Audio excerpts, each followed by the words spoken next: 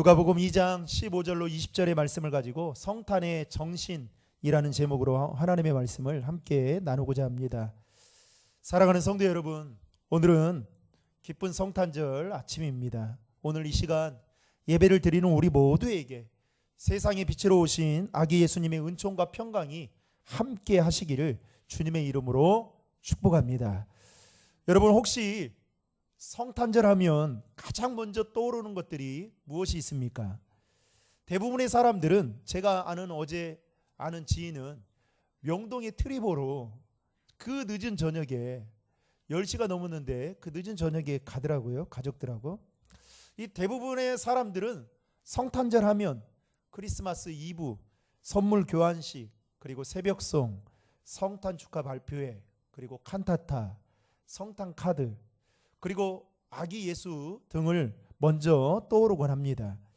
여러분, 실제로 미국의 한 심리학 교수가 자신이 가르치는 40명의 학생들을 대상으로 크리스마스라는 단어를 주고 연상되는 단어를 적어보라고 그렇게 권유를 했습니다. 그랬더니 40명의 학생들이 제각각 자신의 머리에서 순간적으로 떠오르는 것들을 적기 시작했습니다. 그리고 그 적은 종이를 다 걷어서 확인을 했는데, 여러분, 가장 많이 나온 그 크리스마스 하면 떠오르는 연상되는 단어가 무엇이었냐면 트리, 그리고 선물, 캐롤, 산타클로스, 이 네 가지가 가장 많이 나왔다고 합니다. 놀랍게도 우리 장로님이 기도해 주신 대로 성탄절의 주인공이 되신 예수님을 적은 학생은 40명 중에 단 한 명도 없었다라는 것입니다. 여러분, 어쩌면 오늘 우리가 사는 이 시대도 성탄절의 주인공이신 예수님은 쏙 빠진 채 우리는 단지 공휴일, 단지 즐기는 것으로 생각하고 성탄절을 보내고 있는 건 아닌지 생각해 볼 필요가 있다라는 것입니다.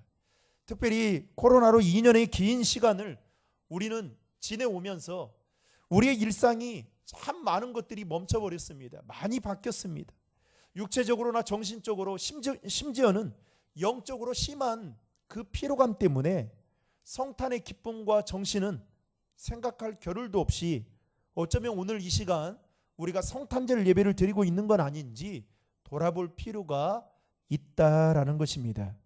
한 가지 분명한 사실은 성탄절을 맞이하고 있는 우리는 예수님께서 보여주신 성탄의 정신과 가르침을 기억해야 한다라는 것이죠. 사랑하는 성도 여러분, 오늘 말씀을 통해서 성탄을 맞이한 저와 여러분들이 가져야 될 성탄의 정신은 무엇인지 이 시간 세 가지로 함께 여러분들과 나누고자 합니다. 첫 번째로, 하나님은 성탄의 소식을 목자들을 통해서 전하셨다라는 것입니다. 여러분, 마태복음과 달리 누가복음에는 성탄의 소식을 제일 먼저 들은 사람이 바로 목자들이었다라고 소개를 하고 있습니다. 하나님께서는 천사를 통해서 아기 예수님의 탄생을 목자들에게, 그야말로 평범한 목자들에게 알리셨고, 그리고 그 목자들을 통해서 온 땅에 그 소식이 퍼지기를 원하셨다라는 것이죠. 여러분, 누가복음 2장 10절과 11절의 말씀을 화면을 통해 같이 한 목소리로 읽겠습니다. 천사가 이르되 무서워하지 말라. 보라, 내가 온 백성에게 미칠 큰 기쁨의 좋은 소식을 너희에게 전하노라. 오늘 다윗의 동네에 너희를 위하여 구주가 나셨으니 곧 그리스도 주시니라. 아멘. 당시 유대 사회에서 목자들은 천시받는 직업 중에 하나였습니다. 그리고 랍비들의 가르침에도 보면 경건한 유대인들이 가져서는 안 될 6가지 직업 중에 하나가 바로 목자인 만큼 그 당시 목자라고 하면 부정한 사람으로 그렇게 취급을 받았던 상황이었습니다. 게다가 목자들은 짐승을 끌고 다니면서 다른 사람들의 소유의 땅을 그야말로 드나든다고 해서 도둑놈 취급을 받기도 했고, 또 거짓말쟁이로 통하여서 목자들은 법정에 설 수도 없는 그런 상황이었습니다. 게다가 목자들은 성전이나 회당에 들어가는 일을 허용하지 않았습니다. 그러니 여러분, 누가 목자로서의 삶을 살고 싶겠습니까? 그런데 여러분, 성경에 보면 하나님 앞에 쓰임받은 사람들 중에 상당수가 목자였다라는 사실이죠. 그런데 하나님께서는 왜 목자들에게 아기 예수님의 탄생의 소식을 가장 먼저 듣게 하셨고, 그리고 그 중대한 이 소식을, 여러분, 이게 전하는 이 메시지도 중요하지만 메신저가 참 중요하잖아요. 그렇죠? 그래서 뭐 요즘 이제 대선 경쟁 속에 있는데 이게 사람을 고용하는 거 얼마나 중요합니까? 누구를 고용하느냐에 따라서 그 메시지가 듣는 사람들이 다르게 반응하고 받아들이잖아요. 그런데 이렇게 예수님의 탄생의 소식을, 너무나도 중요한 이 소식을 평범한 목자들을 통해서, 그 당시에 천시받고 그야말로 볼품없는 목자들을 통해서 왜 전하게 하셨는가 한번 생각해 볼 필요가 있다라는 것이죠. 여기에 대해서 성경은 정확하게 말하고 있지는 않지만 우리가 기억해야 할 한 가지 사실은, 여러분, 사람들이 바라보는 시선과 하나님께서 바라보는 것은 분명히 다르다라는 것입니다. 사람은 겉으로 화려한 것들을 보지만 예수님은 마음의 중심을 보신다는 것이죠. 또 하나는, 하나님은 하나님의 일을 행하실 때에 뭔가 남들보다 특별하고 다르고 대단하고 능력이 있는 사람들을 사용하시는 것이 아니라 지극히 평범하고 부족한 사람들을 들어서 사용하신다라는 것입니다. 여러분, 실제로 성경에 보면 예수님께서 공생의 기간 동안 12명의 제자들을 삼죠. 그런데 그들을 보면 한결같이 어떤 사람들이었습니까? 대단하거나 능력을 두루두루 갖춘 사람들이 아니라 그야말로 볼품이었고, 그리고 사람들의 시선에 들어오지 않는 사람들을 12명의 제자로 삼으셨다라는 것입니다. 여러분, 제자들만 그럴까요? 우리 자신을 돌아봐도 그렇죠. 우리가, 여러분, 저는 세상에요, 참 뛰어난 사람들이 이렇게 많구나라는 것을 매번 느끼게 됩니다. 특별히 요즘에는 유튜브가 얼마나 발달되어 있습니까? 그래서요, 자기가 관심 있고 자기가 뭔가 배우려고 하는 그 분야에 유튜브 조회를 딱 하면요, 진짜 젊은 사람들, 얼마나 뛰어난 사람들, 박학다식한 사람들이 얼마나 많은지, 그래서 참 고개가 절로 숙여질 때가 많습니다. 여러분, 그런데도 불구하고 하나님께서 저와 부족하고 연약한 저와 여러분들을 하나님의 자녀로 삼아주셨다. 이거는 여러분 엄청난 축복이다라는 것이죠. 사랑하는 성도 여러분, 하나님께서는 천사를 통해서 아기 예수님의 성탄의 소식을 평범한 목자들에게 알리셨고, 또 그들을 통해 소식이 전해지는 통로로 그들을 사용했듯이 오늘 이 시간 평범한 저와 여러분들을 하나님의 자녀 삼아주시고 아기 예수님의 성탄의 기쁜 소식을 우리도 듣게 하시고, 듣는 것으로 끝나는 것이 아니라 그 소식을 함께 나누는, 여러분, 복음의 통로로 사용해 주셨다는 그 사실만으로도 감사할 수 있는 저와 여러분 될 수 있기를 주님의 이름으로 축원합니다. 두 번째로, 성탄을 맞이한 저와 여러분들이 가져야 될 성탄의 정신은 예수님께서 구유에서 탄생하신 의미를 기억해야 합니다. 사복음서 중에서도 마태복음에는 예수님의 탄생이 어디에 있었는지 기록하고 있지 않습니다. 그런데 누가복음에는, 오늘 우리가 본문을 대하고 있는 누가복음에는 비교적 상세하게 기록하고 있는 것을 볼 수가 있죠. 누가복음 2장 7절 말씀을 다 함께 읽겠습니다. 첫 아들을 낳아 강보로 싸서 구유에 누였으니 이는 여간에 있을 곳이 없음이러라. 예수님이 탄생하던 그 당시의 상황을 설명하기를, 이 누가는 의사지 않습니까? 여러분, 의사는요 아주 모든 걸 바라볼 때 아주 섬세하게 바라보는 것이 있습니다. 이게 직업병이라고도 할 수 있는데요. 그런데 이 누가가 뭐라고 설명을 하냐면, 예수님께서 태어나던 그 당시에 여관에는 뭐가 없었다고요? 방이 없었다. 예수님은 말구 위에서 태어나셨다라고 증거하고 있습니다. 제가 사진을 찾아봤는데 지금 이 사진입니다. 어떤 분이 성지순례를 가서 찍은 사진이에요. 맞는지는 모르겠습니다. 왜냐하면 제가 성지순례를 안 갔기 때문이죠. 그런데 여러분, 정말로 다윗의 고향인 베들레헴이라는 이 마을에 여관도 없고 방도 없었던 것일까요? 진짜 없어서 이 누가복음의 저자인 누가는 오늘 말씀에서 여관에서는 있을 곳이 없었다라고 이렇게 말하고 있는 걸까요? 유대인들은 하나님이 택한 민족으로 하나님께 예배와 제사를 드리고 또 하나님의 율법에 따라 공의와 사랑을 삶 속에서 행하며 살아야 하는 그런 막중한 사명이 있었습니다. 특별히 레위기서 25장 35절에 보면 이렇게 말합니다. 내 동족이 비난하게 되어 빈손으로 내 곁에 있거든 너는 그를 도와 객이나 우거하는 자처럼 함께 생활하게. 이렇게 명시되어 있지만 문제는요, 유대 베들레헴 사람들은 율법을 귀담아 듣지 않았을 뿐만 아니라 그 율법대로 행하지 않았다라는 것입니다. 따라서 베들레헴 사람들은 해산하는 여인에게 해산하고 있는 그 눈앞에 둔 임박한 이 마리아에게 방 한 칸 내주지 않을 정도로 선민정신이 사라진 그 당시에 아주 비정한 사회였고, 또 유대 사회는 종교의 빈 껍데기만 남은 위선적이며 이기적인 사회였습니다.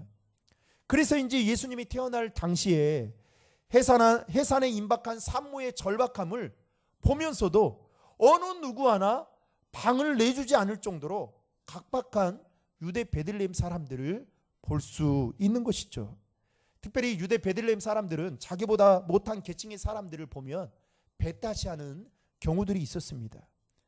그러니 그들의 모습 속에서 만왕의 왕이시고 온 인류의 구원자가 되시는 예수님은 가축들의 배설물이 여기저기 너저분하게 있는 그야말로 악취가 나는 말구 위에서 태어날 수밖에 없었던 것이죠. 여러분, 오늘 우리가 살고 있는 이 시대도 예수님이 태어났던 그 시대와 별반 다르지 않다라는 생각을 가져보게 됩니다. 많은 사람들이 자신의 삶이 주인이 되어 살아가면서 자신의 이익을 위해서라면 수단과 방법을 가리지 않는 비도덕적인 행동을 서슴지 않고 살아가죠. 그런데 문제는 간혹 그리스도인들 중에도 이러한 마음을 가지고 살아가는 사람들이 있다라는 것입니다. 주님을 믿고 따른다고 하면서 철저하게 남에 대한 배려가 없습니다. 주님을 믿고 따른다고 하면서 철저하게 자기중심적으로 자기 이기적으로 신앙생활을 하는 사람들이 있다라는 거죠. 그러니 여러분, 예수가 욕을 먹고 교회가 비신자들에게는 매력적으로 보이지 않게 된다라는 것입니다. 여러분, 아무리 비천해도 우리 중에 마국간에서 태어나신 분 계십니까? 없습니다. 그러나 우리 주님은 인간으로 오시되 이렇게 아주 비천한 신분으로 이 땅에 오셨습니다. 심지어 공생애 중에서도 예수님이 뭐라고 말씀하시냐면 인자는 머리 둘 곳이 없다. 그야말로 쉴만한 방 한 칸이 없을 정도로 예수님은 이리저리 떠돌아 다니면서, 여러분 떠돌이 생활 해보셨습니까? 이 얼마나 비참한지 몰라요.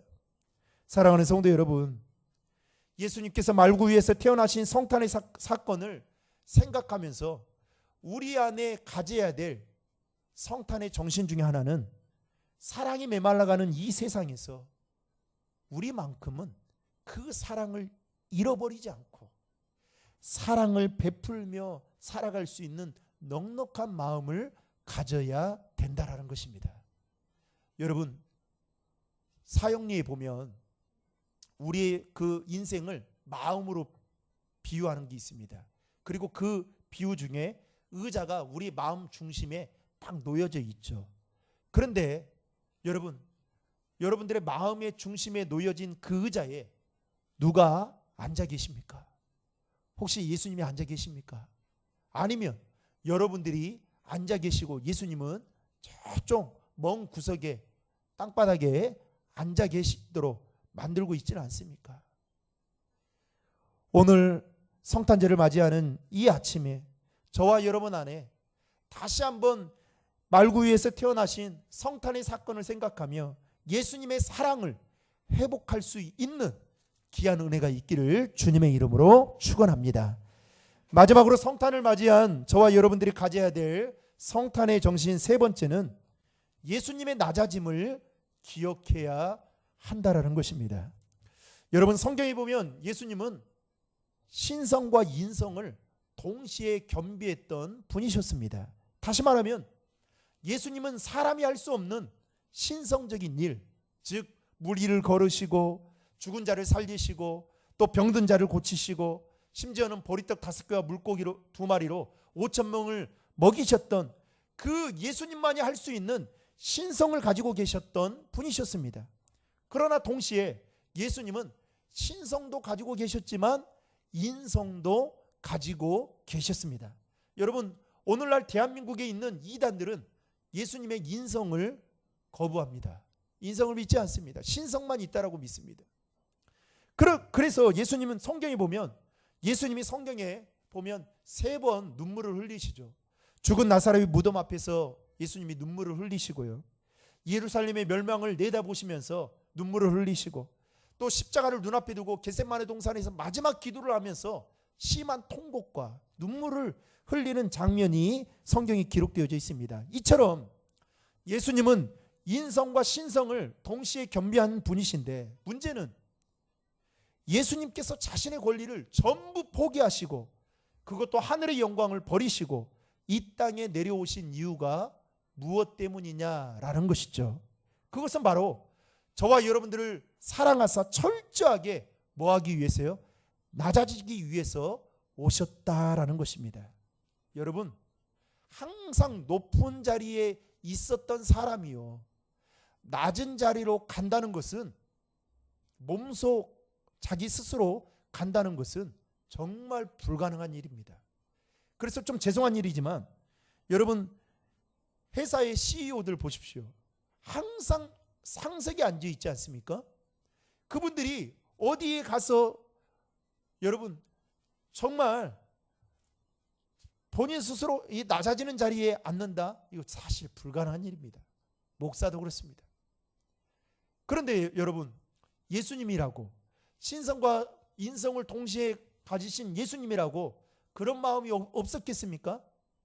그런데 예수님은 자신의 권리를 전부 포기하고 그 하늘의 영광을 버리고 낮고 낮은 이 땅에 육신의 몸을 입고 오셨다라는 것이죠. 심지어 예수님은 공생의 기간 동안에 제자들의 발을 씻겨주면서 철저하게 자기 자신을 낮추셨습니다.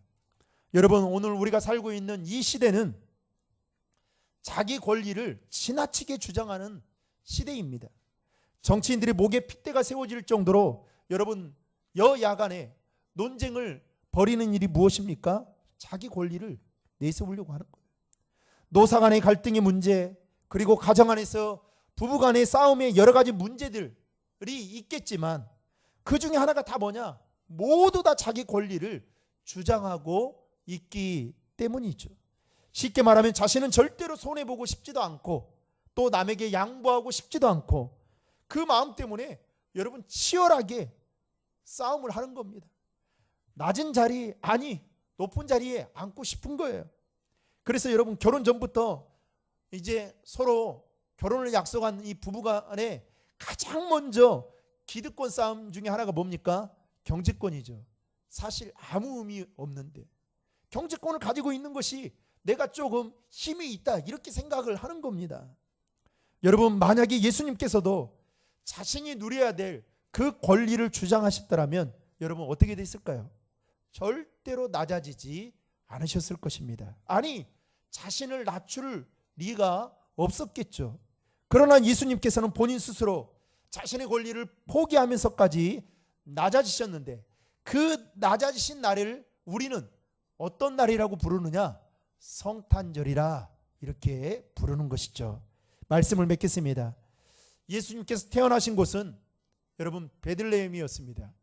이 베들레헴이라는 뜻은 빵집이라는 뜻인데, 다시 말하면 먹을거리가 풍성하고 서로 나누어 주는 인정이 있어서 그곳을 베들레헴 빵집이라 이렇게 불렀습니다.